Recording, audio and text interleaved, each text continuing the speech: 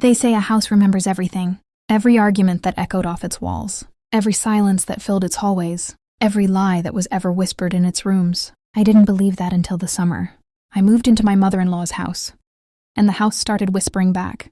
My name doesn't matter here. What matters is that I was 34 years old. Married for 6 years to a man I thought I understood completely. I stood in the doorway of a Victorian farmhouse that smelled like dust, lavender, and something older than both, something like secrets left too long in a drawer. My husband, Daniel, had grown up in that house. His mother, Eleanor, had passed away in the spring. After the funeral, after the casseroles and the sympathy cards stopped coming, Daniel decided we should move in. It's paid off, he said. It's quiet. It'll be good for us. He said it the way people say things they've already decided. Hoping you won't notice, there was never really a question. I should have noticed. I should have noticed a lot of things. The house sat at the edge of a small town in upstate New York. The kind of town where everyone knew everyone's business, except apparently mine. Tall pines lined the gravel driveway. The porch boards creaked in a rhythm I'd eventually learn by heart. Third step. Always, no matter how lightly you stepped. Inside the wallpaper was the color of weak tea. The air held that particular hush of old houses, where even your own breathing sounds like an intrusion. We spent the first few weeks cleaning, boxing up Eleanor's clothes, her china, her decades of accumulated life. Daniel handled it the way he handled most difficult things, quickly, efficiently, without looking too closely. I was the one who lingered. I was the one who opened drawers slower than necessary, who read the backs of photographs, who noticed the way Eleanor's handwriting changed in her later years, growing smaller and tighter, as if she were trying to take up less space in the world. It was in the attic that I found it, a locked wooden chest, pushed beneath the eaves where the roof line sloped too low to stand. The kind of hiding spot that isn't really a hiding spot. It's a statement. Don't look here, which of course is exactly why I looked. The lock was old, more symbolic than functional. It gave way with a screwdriver and a little patience. Inside, wrapped in a yellowed pillowcase, were letters. Dozens of them, some still sealed. Some read so many times the creases had gone soft as fabric. And beneath the letters, a photograph of a young woman I didn't recognize, standing on this very porch, laughing, her hand resting on the arm of a young man who was unmistakably Daniel. Daniel at maybe 22, wearing a smile I'd never once seen on him in 6 years of marriage.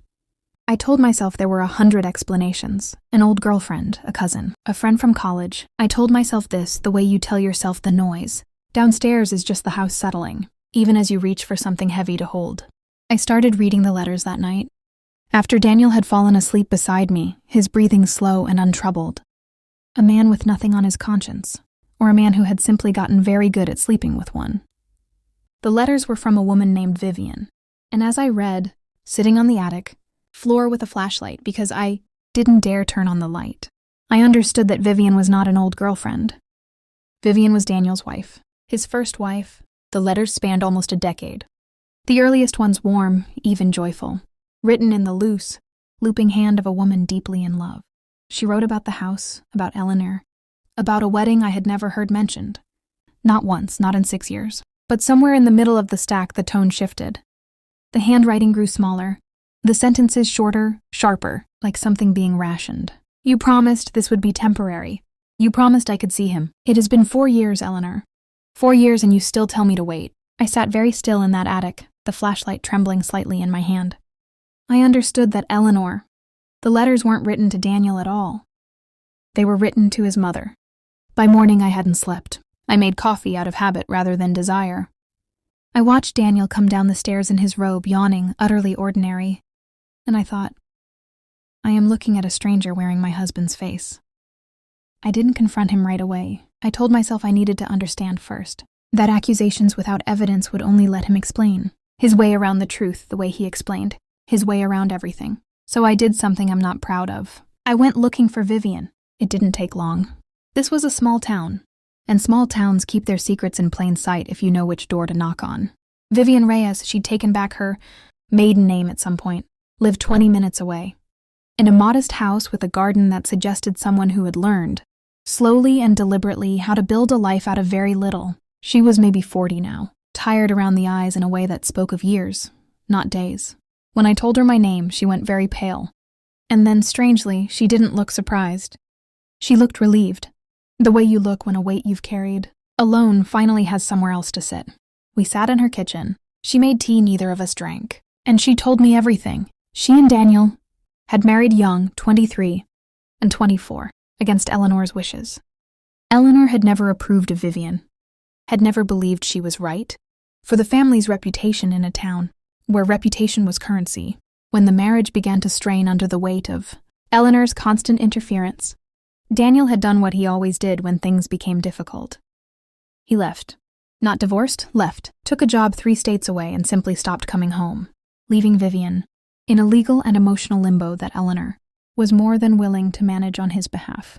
Eleanor paid her, quietly, steadily for years, a monthly sum in exchange for Vivian's silence and her signature, eventually on divorce papers that named no reason, aired no history, embarrassed no one. He knew, Vivian said quietly, staring into her cup. He always knew where the checks came from. He just never had to be the one writing them. I drove home in a kind of fog I still don't have language for. Betrayal, I learned that day, doesn't arrive like a wave. It arrives like weather changing. You don't notice the exact moment the sky went from gray to black, only that at some point you look up and realize you're standing in a storm that's already soaked you through. I confronted Daniel that night.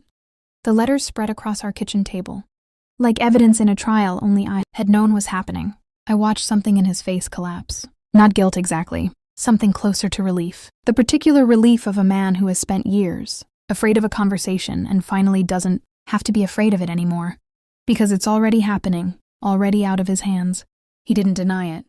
He told me it was a different life, a mistake made young, a wound his mother had insisted on tending in her own controlling way. Long after he himself had stopped feeling it, he said he should have told me.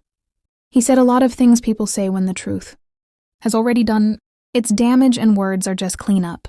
I didn't scream. I didn't cry, not then. I sat in that kitchen, in that house that had kept his secret longer than I'd been alive to know it existed. And I felt something in me go very quiet and very clear, the way water goes still right before it freezes. I stayed 1 more week in that house. I wanted to understand it before I left it.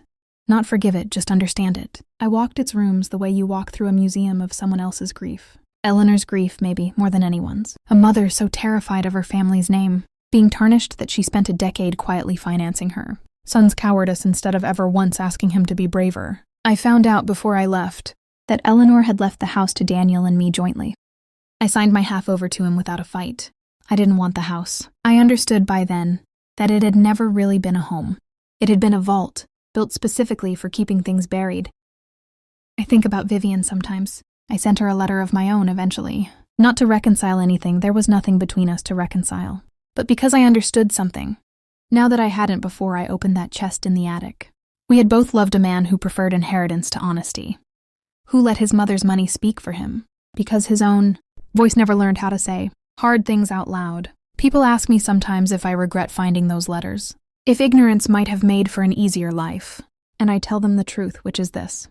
A house can keep a secret for decades, but it can't keep it forever. Somewhere in every quiet room, in every locked chest, in every letter folded smaller and smaller in a desperate attempt to disappear, the truth is always waiting for someone patient enough, or hurt enough, or simply awake enough at 3 a.m. to go looking for it. I don't live in that town anymore. I live somewhere with thinner walls and fewer histories, in an apartment with nothing locked, nothing hidden, nothing waiting beneath the floorboards for someone else to find. Some nights, though, I still dream of that attic, the slope of the roof, the smell of dust and lavender, and Vivian's handwriting, growing smaller and smaller across a decade of unanswered letters, like a woman trying to disappear quietly enough that no one would ever have to explain why she was gone. I found her. I made sure, at least, that someone finally did.